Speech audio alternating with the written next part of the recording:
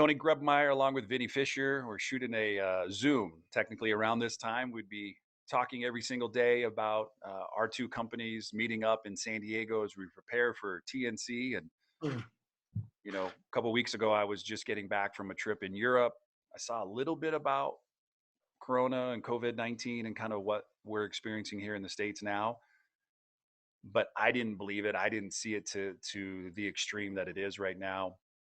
And so I just thought it would be really nice to have a conversation with a dear friend of mine, one of my mentors, just to literally talk about the economy, the world, and what we as leaders have the ability to do to help our businesses, our communities, and the people around us to get through this. Because we need to rise up. That's one of the things that has been on my mind is how do I rise up to the next level and help people uh, have questions, but feel comfortable enough to ask for help and support and answers and where to look for advice because there's a lot of it coming. Everybody is trying to either share something, sell something, or say if you don't do this, you're going to die. And I think right now what we need to be talking about is, let's get centered this morning. And I just asked the question, from a high level, Vinny, you and your family, how are you guys doing?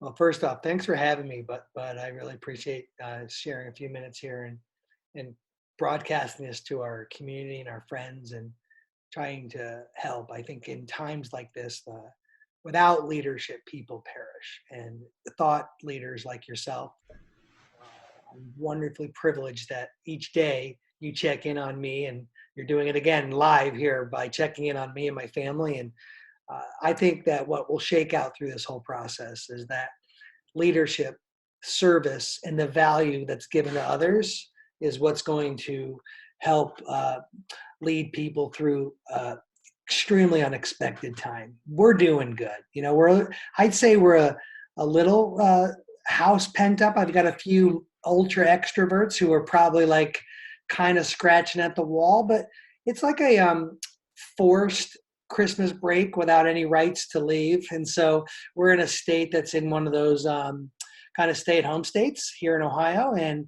so we're just making the best of it. Like we're doing things that we have to wash through every day in our mind, right? Like I am not sitting here saying we're perfect, and I'm not saying we have it all figured out, but when we start hitting those low points, we start renewing our minds, focus on things that are true, that are noble, that are praiseworthy, so that we can get out of these ruts that were thrust upon us. And I got to be honest with you, I watch a little bit of the news in order to be able to inform not only my family, but the people that I lead.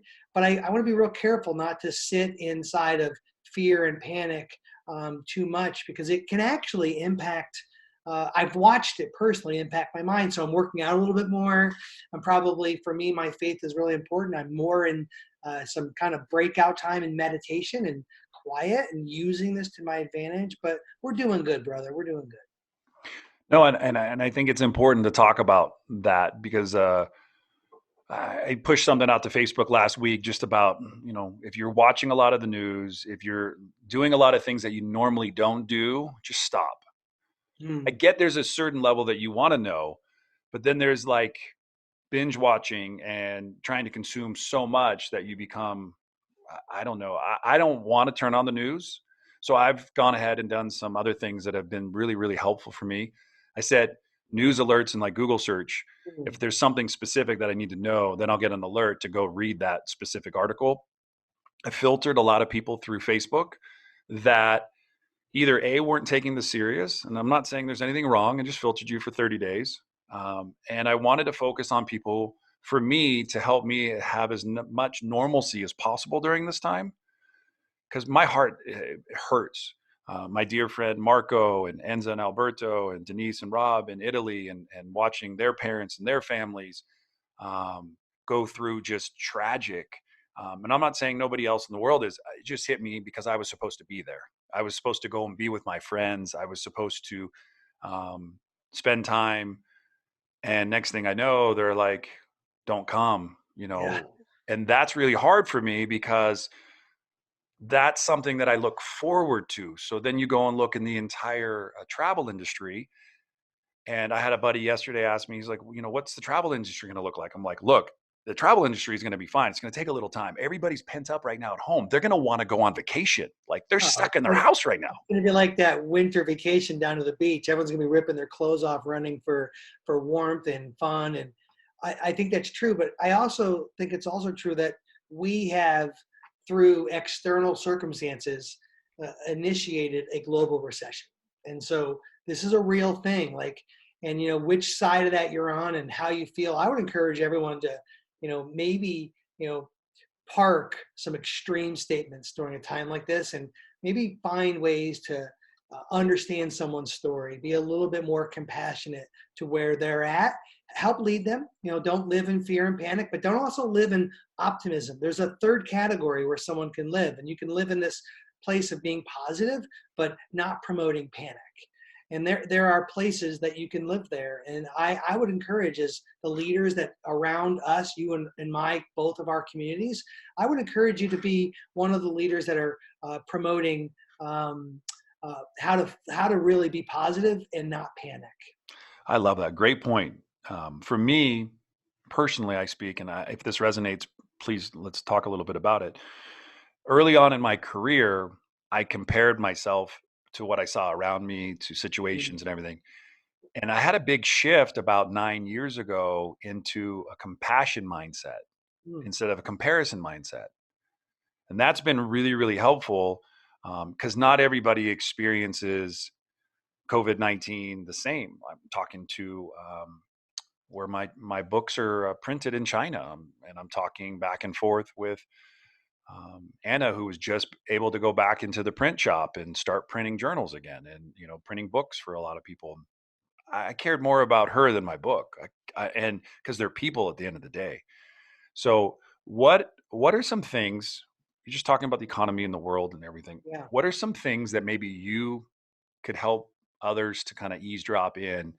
What are some things that you're personally doing right now to prepare, but also protect your family, like from a financial standpoint, to how maybe you're looking at the stock market, how you're listening to leaders lead us, and what kind of advice you're taking, and what are you doubling down on? I think that would be super helpful because people are not getting paid right now. People are calling up their mortgage companies and saying, "Can you prolong my mortgage for a few months? Can you give me grace? I can't travel. Can I get a refund?" People are in panic. So I want to help people to pause and maybe hear something today that they could use as maybe some insightful information versus the first knee jerk reaction is like, "Stop." There's businesses on the other end of all of this. So I just wanted to hear your thoughts. In a growing economy, we're always talking about how to manage cash so that we can expand our runway, so that we can actually impact and create more leverage to grow. So really a very healthy, abundant mindset in a growing economy. The interesting thing, in a contracting economy, everyone freezes. And why is, and there's real panic, there's real fear, there's real concern of the flow of cash. So the first move at the Fisher household is I sat everyone down. I said, "Hey, listen, we're going to get through this. We're going to endure and persevere. But things have to change a little bit. It's got to start with our heart and our minds. First things first, we're going to practice less waste. And where that's going to be is we're going to do things like, everyone's saying promote local business, be outside eating.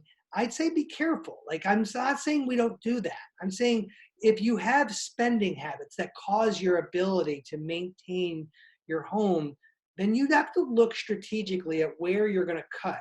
In times of growth, in times of abundance, you might actually waste a little bit in your way you're growing. But in times of contraction, there's this amazing Harvard business study that was done, kind of tracking the mindset of the leader. And in times of recession, or they went back and tracked 4 or 5, and I could share this in the comments with everybody so they can have a good article, good read.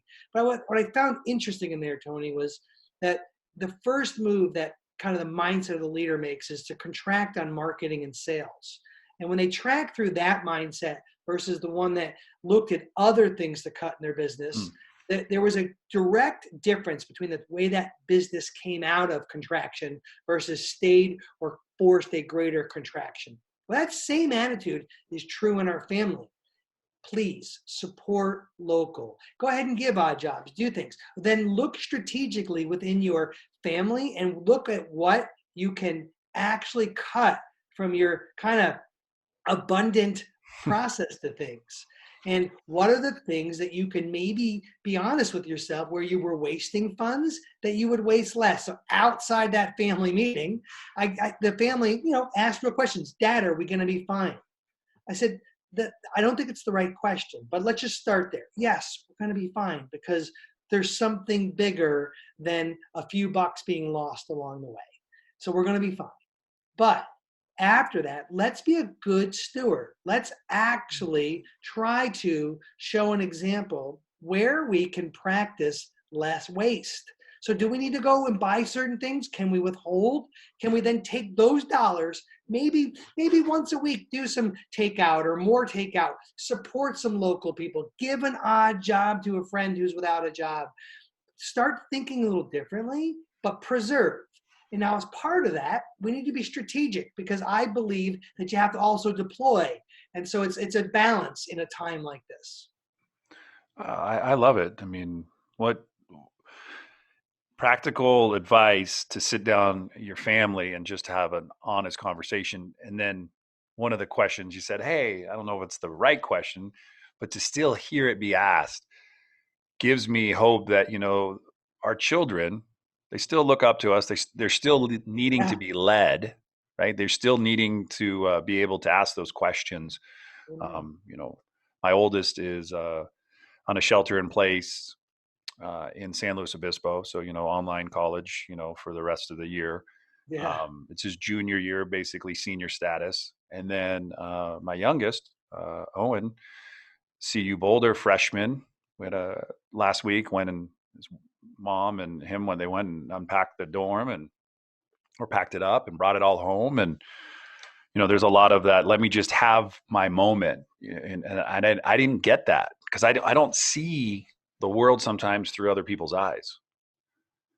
And to hear, I'm a growth minded person, right? So are you. Like we think growth, yeah, And when we sit here and we're kind of like our son is out in California working and we're not allowed to actually go to the office and we have to run our businesses. You and I both would have a massive obligation and burden that we run needs-based businesses that serve other businesses. And so we just still have to work, right? People are still showing up, doing their work. It's interesting the mindset that I have when I'm a growth-minded person who's also facing the realities that contraction's happening all around us. Every day I wake up feeling like I'm either missing out, like I'm not doing the things to get ready to take advantage of growth outside of this, and am I lovingly avoiding getting trapped in this like panic, fear mindset of something that was forced on us, and it shows up when I start talking to my daughter about doing school from home, or people are worried about whether or not they're going to have a job next week because the whole economy shut no, I think it's such valid points. I mean, I had a friend of mine who's running a business and he just doesn't know if he can keep his people in his warehouse, shipping. And so we're working to try to hire those people on right now. And I said to him, I'd love to keep them and then give them back to you when your doors are back open, and he's like, first, his thought was, I really just want to make sure these people are taken care of. down. Yeah. What are you seeing specifically around your business right now? You provide a very essential piece to a lot of businesses. So if anybody doesn't know, Vinny runs an amazing company called Fully Accountable out in the Cleveland area. Talk a little bit, just give me like a 30-second glimpse of your business so everybody who doesn't know you understands a little bit about what you provide. And then I want to just ask, because your people also have a pulse on a lot of businesses across the world. So I Yeah. just wanted to chat about So that. we provide a full service, right? So we are the workers that provide the back office, accounting and finance office to e-commerce and digital companies, right? So we are the accounting and finance firm that provides the office. We actually run the accounting and finance for e-commerce companies. and they're significant. They're doing 7 figures, 8 figures. We have a client or two doing 9, but we sit in that 7 and 8 figure space. It's where we live. And what we're seeing is a couple interesting things. So for us at Fully Accountable, we're still working, right? I got a team of 75, a lot of companies we represent. The direct to consumer space, as expected, is going to come out of this stronger. There's dips, right? There are people's businesses. If you sold more of a want during an abundant time, and we're now in more of a survival need mindset, your businesses are taking some big hits in incoming sales. And your attitude towards strategic overhead adjustment, how to support and survive cash flow, is a far different than if you sell something of either high value or high need during this time. So those are entirely different discussions. So for example, you sell high ticket, higher level coaching to an abundant industry, meaning growth minded stuff, you're probably hitting the pause button for a little bit and doing some other things. If you're selling a direct to consumer brand that people still need, you might have a little bit of lowering sales. And what we're seeing overall is, depending on the type of thing, anywhere from 5 to 20% reduction of kind of sales volume, but maintaining, right? Their inventories aren't moving as fast, but sales are still happening. And then there are businesses that are thriving in an environment like this that weren't necessarily thriving before contraction. So there is a little bit of a rebalancing that's happening across some businesses. What I fear the most are the ones that are actually stable businesses making overcorrection decisions that have them reducing certain parts of their business and will hurt them in the short and medium term on the backside of this. Can you tell me a little bit about what you're doing at your company, 75, plus employees? A lot of those workers are also remote. Most of What are them, you right? encouraging them to do right now to reach out to your customers? What kind Yeah, of encouragement are you seeing on your team, and what are they doing? yeah, it's good. It's really interesting. The first reaction that's come out is we still do our job, right? Every day we got to produce real-time reports and cash flow projections, and cash flow forecasts are pretty on demand right now, right? Because what used to be maybe a 14 or 30-day exercise, they're asking for it on a 7-day kind of thing. But there's an interesting thing that also happened, and we have to help our team push through this. Owners have kind of gone into a little bit of vacation mode, almost frozen, like less contact. So I just walked our team through yesterday, like what we have to do to be a proactive, trusted advisor. We have to reach out. We have to provide some stability and guidance at a time that, quite honestly, people haven't seen. So we're asking our people to make more context to talk about, what is a tax extension? What are the rules around that? How do you strategically manage cash during this time? How do you get ready for payroll credits? Are there SBA needs that the loan makes sense, doesn't make sense? Well, all these things got thrust onto our lap. We're experts in it. And so these are things that we're now equipping our members on our team to have a good discussion and continue on top of doing our work. Most of our clients are still growing and are still making sales. Some, I'm sorry to say, are probably going to go out of business during this process because of the type of business that they have. No, yeah, I heard what I needed to hear, right? Like, you got to pick up the phone, you got to check in on your people, you got to check in on your clients. You got to, I think a little bit about what you talked about, how I'm good at picking up the phone and calling. This is the time our country needs us to lean in, and for me, it's ask, how are you doing and what are you up to, and is there anything I can be True. praying about, or is there anything that you need help with? I think it's super, super important for us to come together and help one another. I'm not sure if I lost you or not.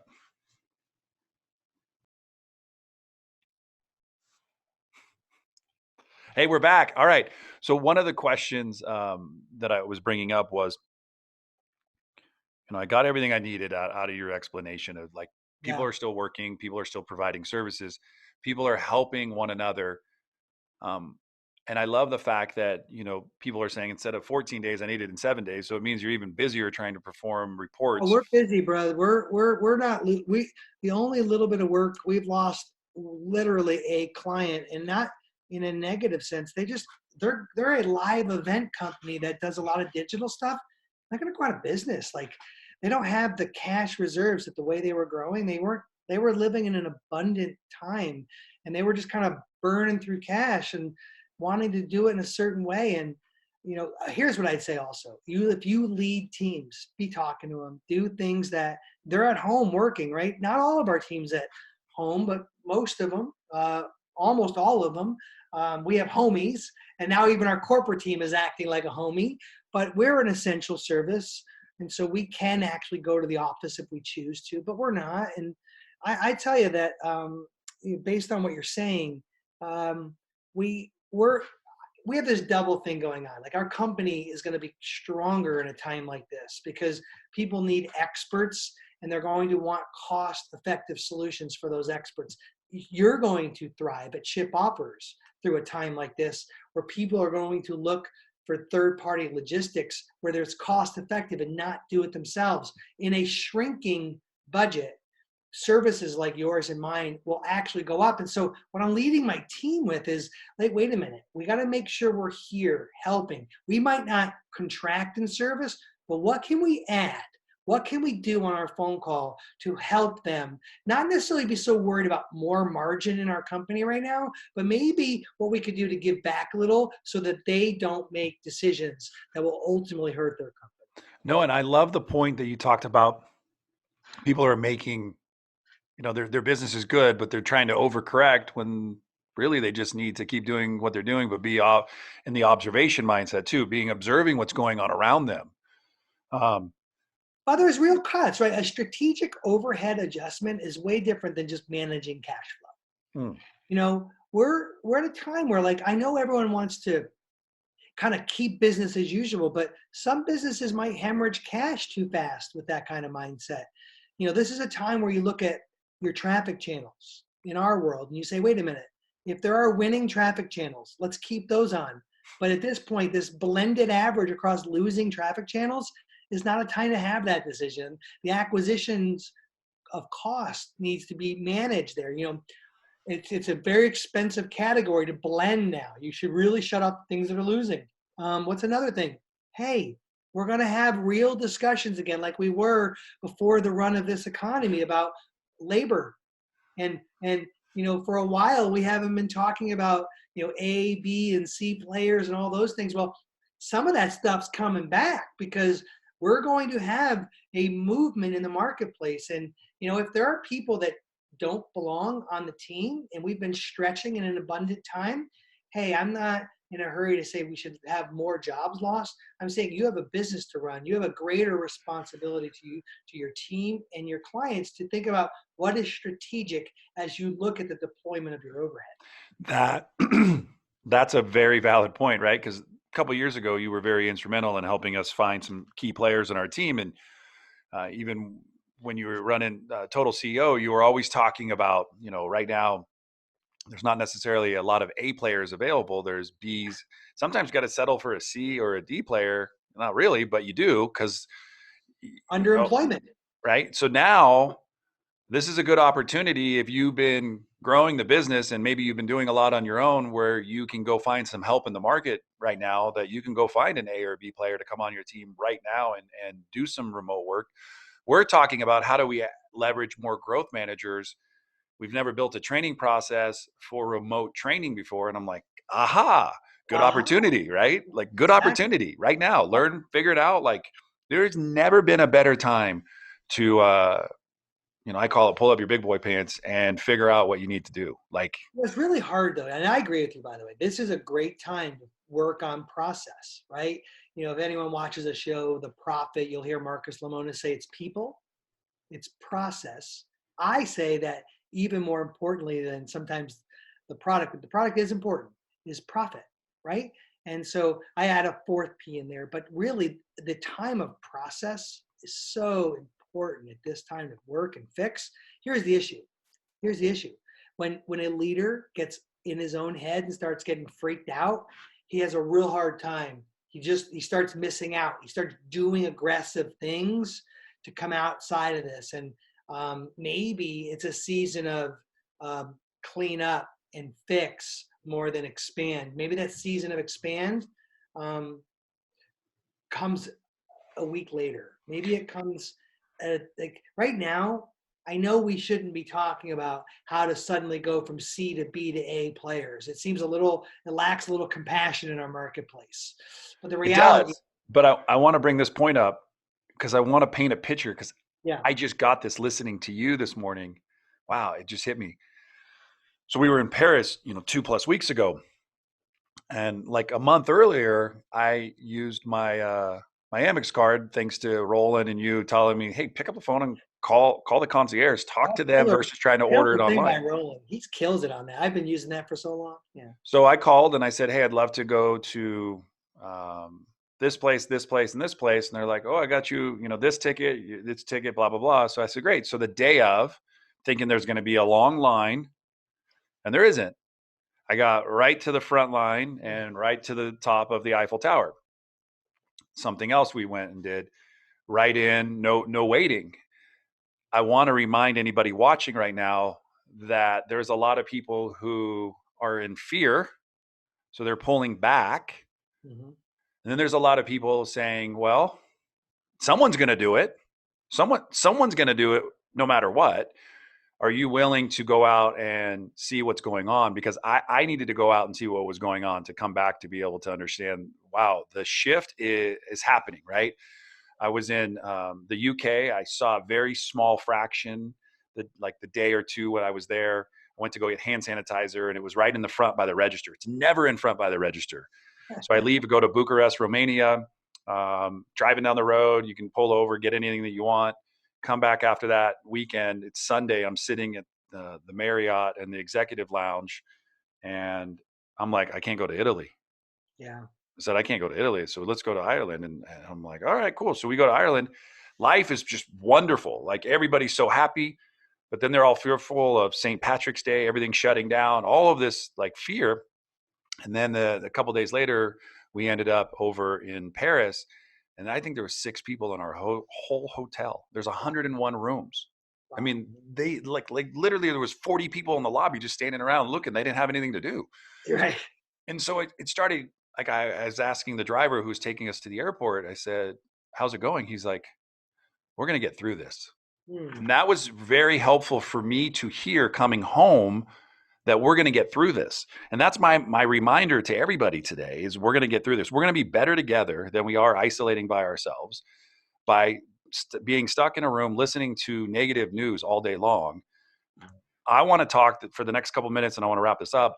I want to talk about what is the positive things, the Yeah. positive things. So you talked about your family, you talked about your business, but what are the positive things you're hearing from your group of coaches and mentors and people that you reach out to, your business colleagues? What are the things that you're hearing? Maybe give a couple explanations. I saw I'll some. tell you, there are some good things that have come out of this, right? And I think like if you change the narrative for this part of the conversation and say, okay, this was forced on us. We didn't actually have some underpinnings to our economy that looked like this was going to happen anyway. This was forced into us, and so here we are in a recessive activity. We're going to have a recession. That's a calculation done. We are in one. We're going to have one. Okay, here are some cool things. One of them came from you. I got to really give a great shout out. This is a great time to be checking in on other people. Like go through your phone and write little texts checking in on the people that are up and down your stream, whoever you lead and who lead you and who are there. Like it's a great thing. I've been doing that thanks to you. And that has helped a ton. And I've actually asked my crew, my kiddos and wife to do the same thing.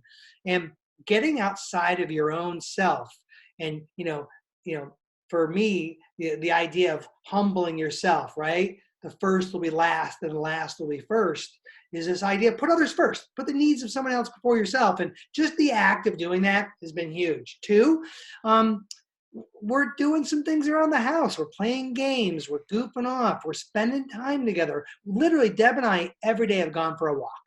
Every day. And we're meeting neighbors, and we're keeping 6 feet, but we're saying hi to people, and we're actually focusing more on the family. And I think Don't families you that wish got, that would stick? Don't you wish that would stick?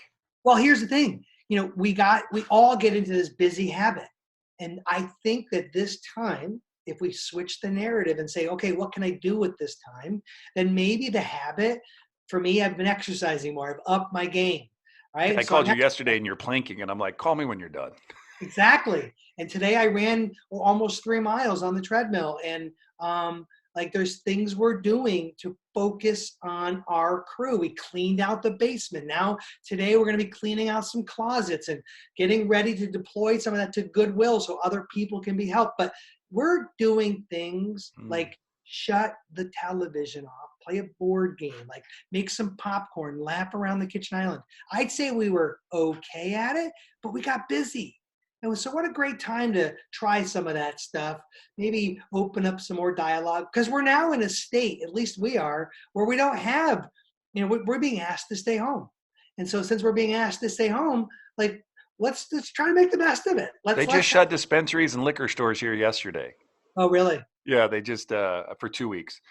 And I could only imagine the thoughts going through everybody who needed weed and booze. Like, oh my God, I got 32 minutes before they close. And if I don't get there, I'm gonna like, you're gonna be just fine. It may hurt for a day or two, but you're gonna be just fine. Our stores here in Ohio, our grocery stores have, some of them at least have state-run liquor stores inside of them. So I suspect they're going to be able to buy their whiskey and their Have you been wine. able to go senior shopping yet? Well, thank you for that. I really do appreciate that. I actually today we'll probably make a store run because we Good. haven't made one since like Thursday or Friday. But You know, the reason I don't want to bring humor in a negative light, I want to bring humor in a positive light. Like, I just saw something about board games, and they're selling them out at stores, oh, I believe it. Why, right? getting people to laugh around the table and be. I think the lessons I've learned 3 valuable points today that I want to reiterate. Like, instead of making a knee jerk reaction, um, for me, it's hit my knees and pray about it. Seek Mm, counsel. Don't yeah. seek the advice of people maybe that are out there that you've never followed before. You're like, hey, I'm just going to go take their advice. It's got to work. But seek counsel, really, people who have made a positive impact on your life for a period of time, not just for a moment in time. Number two, On that point, Tony, just make sure that people don't miss this. You don't have to do it alone. no, that's it. Right? And do actually seek the counsel. Like, don't be alone. This is not a time to be alone. Like, go and ask.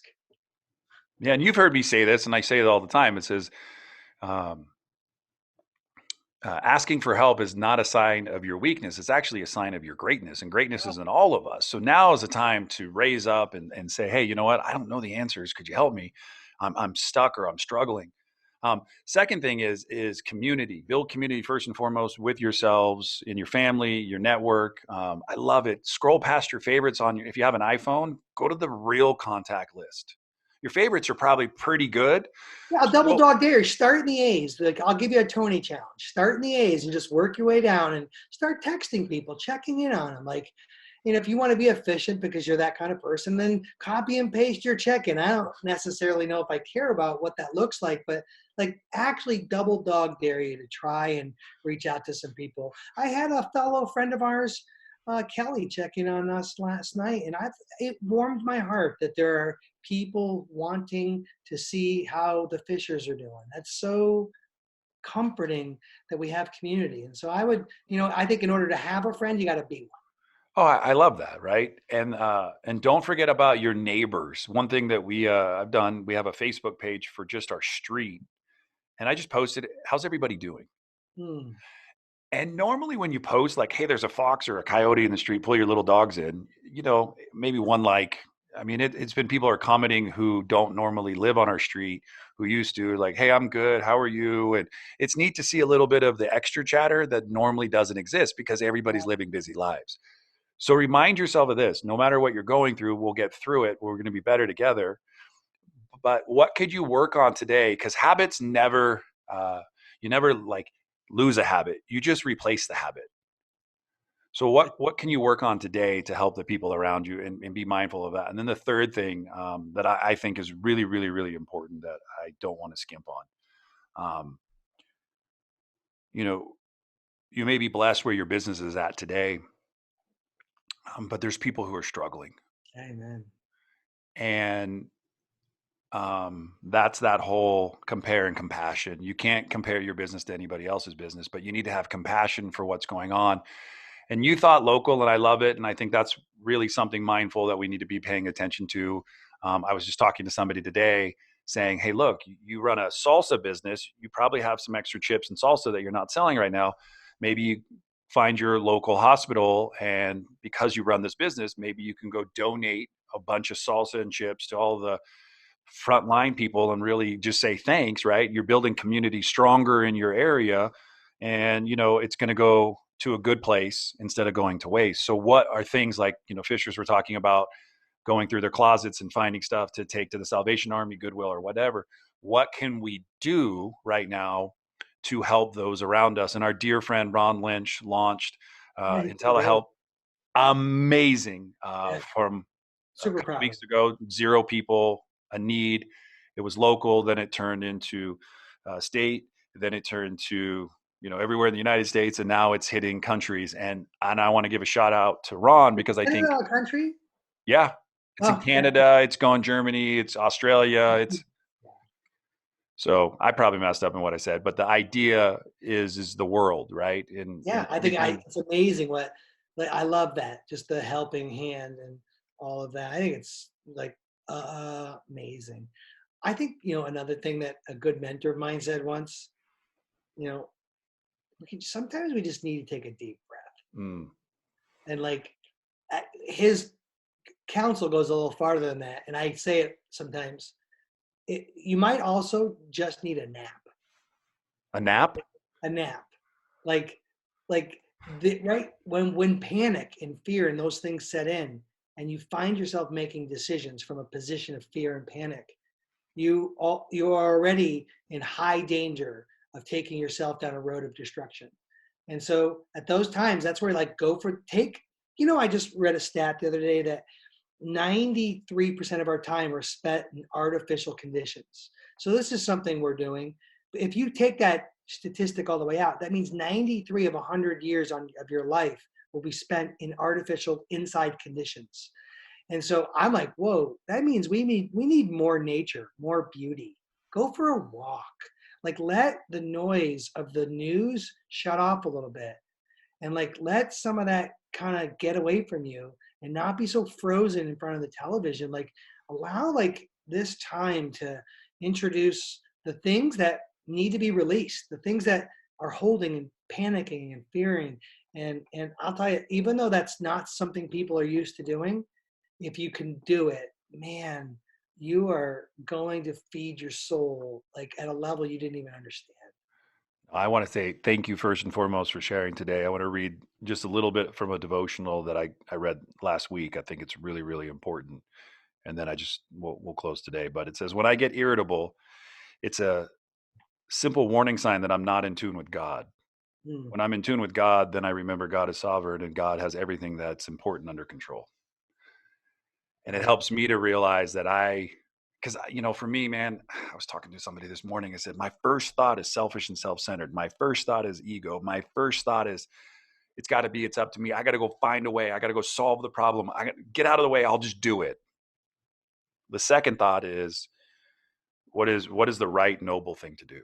Right? Yeah. What is the pause when agitated, pause when I'm frustrated, pause when I don't know.